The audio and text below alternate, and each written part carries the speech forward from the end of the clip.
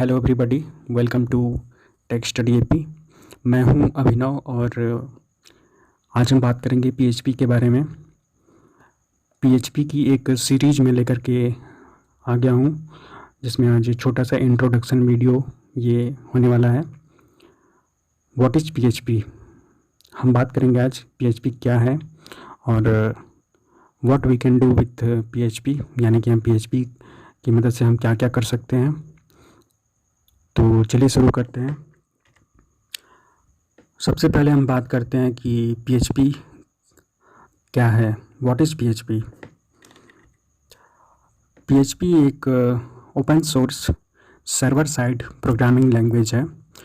अब जिन लोग को नहीं पता है कि सर्वर साइड प्रोग्रामिंग लैंग्वेज किसे कहते हैं, उनको मैं एक आसान भाषा में बता देना चाहता हूँ कि जिस प्रोग्रामिंग लैंग्वेज का एग्जीक्यूशन सर्वर साइड में होता है उसे हम सर्वर साइड प्रोग्रामिंग लैंग्वेज कहते हैं। यानी कि जो भी कोड सर्वर साइड में एग्जीक्यूट कर रहा है उसे हम सर्वर साइड प्रोग्रामिंग लैंग्वेज कहते हैं। जब आप अपने ब्राउज़र में कोई भी वेबसाइट ओपन करते हैं या कोई भी वेबसाइट आप लिखते हैं उसको ओपन करते हैं, तो ऐसे में एक्चुअली में आप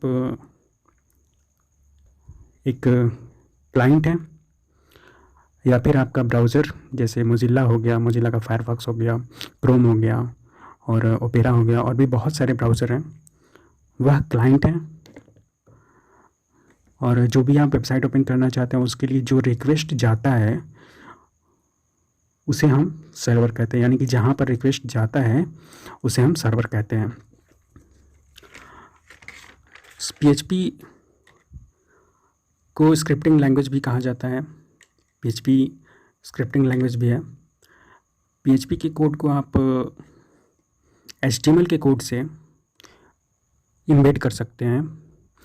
इसके बारे में आपको मैं आगे बताऊंगा और आपको एक छोटे से एग्जांपल से समझाऊंगा कि कैसे हम पीएचपी के कोड को एचटीएमएल के कोड से इम्बेड करते हैं। तो ये आगे मैं आपको बताऊंगा, ठीक है। पीएचपी का पूरा नाम, पीएचपी का फुल फॉर्म जो है हाइपर टेक्स्ट प्री प्रोसेसर होता है, लेकिन इसका ओरिजिनल नाम, इसका वास्तविक नाम जो है पर्सनल होम पेज होता है। और इसे रैमसन लैडॉप ने 1994 में बनाया था। यहाँ पर स्पेलिंग थोड़ा सा मिस्टेक हो गया है, आप गूगल पर सर्च कर सकते हैं, वहाँ पर आपको राइट स्पेलिंग मिल जाएगा। तो इसके लिए सॉरी, यहाँ पर लैडॉप की स्पेलिंग गलत हो गई है, कोई बात नहीं। आगे बढ़ते हैं, बात करते हैं प्लेटफॉर्म्स की। पीएचपी सभी प्लेटफॉर्म पर रन करता है, जैसे कि आपका विंडोज़ ओएस हो गया, लाइनक्स हो गया, यूनिक्स, मैक ओएस। इसी तरह से यह सभी प्लेटफॉर्म्स पर रन करता है बिना किसी दिक्कत के, ठीक है। आगे बढ़ते हैं, बात करते हैं सर्वर की। पीएचपी कंपैटिबल होता है लगभग सभी सर्वर के लिए, जैसे आपका अपाचे हो गया, IIS हो गया, और इसी तरह से बाकी जितने भी सर्वर हैं ये पीएचपी सब पर कंपैटिबल होता है, ठीक है। बात करते हैं अब हम फाइल एक्सटेंशन की। तो पीएचपी में जो भी हम कोड लिखते हैं उसको जब हम सेव करते हैं तो एक्सटेंशन में हम .php लगाते हैं। सबसे पहले फाइल का नाम लिखेंगे, उसके बाद जो है .php एक्सटेंशन लगाते हैं, तब हम फाइल को सेव करते हैं, ठीक है। आगे बढ़ते हैं हम। अब हमने जान लिया कि पीएचपी क्या होता है, अब हम जानेंगे कि पीएचपी से हम कर क्या क्या सकते हैं, यानी कि what we can do with PHP. Generate dynamic page, dynamic page हम बना सकते हैं। अब जिनको नहीं पता है कि डायनेमिक पेज और स्टैटिक पेज में क्या अंतर होता है, क्या डिफरेंस होता है, तो नीचे डिस्क्रिप्शन में मैं आपको एक लिंक दे दूंगा, वहाँ से आप जाकर के देख सकते हैं कि डायनेमिक पेज और स्टैटिक पेज में क्या अंतर होता है, ठीक है। ओके, आगे बढ़ते हैं। Handle button clicks, radio buttons. PHP के मदद से हम बटन क्लिक को हैंडल कर सकते हैं और बटन क्लिक इवेंट को हम इसमें हैंडल कर सकते हैं। ठीक है, आगे बढ़ते हैं। क्रिएट डेटाबेस एप्लीकेशन हम इसमें क्रिएट कर सकते हैं। क्लाइंट सर्वर एप्लीकेशन बना सकते हैं इसमें। स्टूडेंट रजिस्ट्रेशन के लिए हम कोई वेबसाइट बना सकते हैं।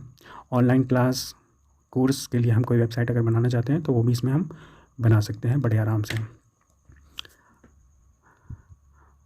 ऑनलाइन शॉपिंग कार्ट, जैसे आपका अमेज़न हो गया, आपका ये फ्लिपकार्ट हो गया, आप तो जानते ही हैं, आप शॉपिंग भी करते होंगे अमेज़न फ्लिपकार्ट से। उस तरह की वेबसाइट जो है आप इसमें डेवलप कर सकते हैं PHP में। ठीक है, आगे बढ़ते हैं। चैट रूम्स भी आप इसमें जो है डेवलप कर सकते हैं। चैट रूम आप बना सकते हैं अपना खुद का इसमें। ठीक है, और भी बहुत सारी चीज़ें इसमें आप PHP की मदद से कर सकते हैं। आगे बढ़ते हैं। अब हम देखते हैं एक छोटा सा एग्जांपल और हम समझते हैं कि कैसे PHP के कोड को हम HTML के कोड से एम्बेड करते हैं। आइए अब हम इसको देखते हैं। सबसे पहले हम .type.html लिखते हैं और ये हमें बताता है कि HTML का कौन सा वर्जन हम यूज कर रहे हैं। ठीक है, और ये HTML का रूट एलिमेंट टैग कहलाता है और इसे ओपनिंग HTML टैग भी हम कह सकते हैं। आगे बढ़ते हैं। बॉडी टैग है, ओपनिंग बॉडी टैग यहाँ पर है।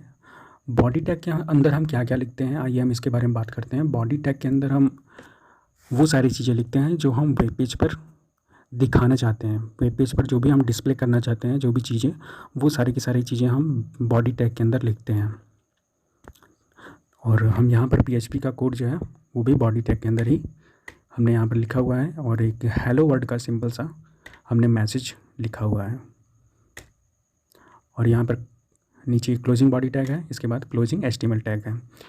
क्लोजिंग बॉडी टैग में हमने यहाँ पर स्लैश लगाया हुआ है और यहाँ पर ओपनिंग बॉडी टैग में स्लैश नहीं लगाया हुआ है। दोनों में अंतर यही है।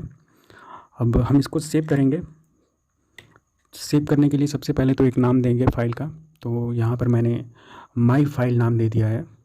इसके बाद .php हमने फाइल का एक्सटेंशन दिया हुआ है और इसको हमने फिर सेव करना है। ठीक है, तो इस वीडियो में इतना ही था। अगर आपको वीडियो पसंद आया तो लाइक करिए, चैनल को सब्सक्राइब करिए और आगे हम बात करेंगे क्लाइंट एंड सर्वर के बारे में और हम बात करेंगे PHP काम कैसे करता है। ठीक है, और डिटेल में हम बात करेंगे। तो मिलते हैं नेक्स्ट वीडियो में, तब तक के लिए बाय।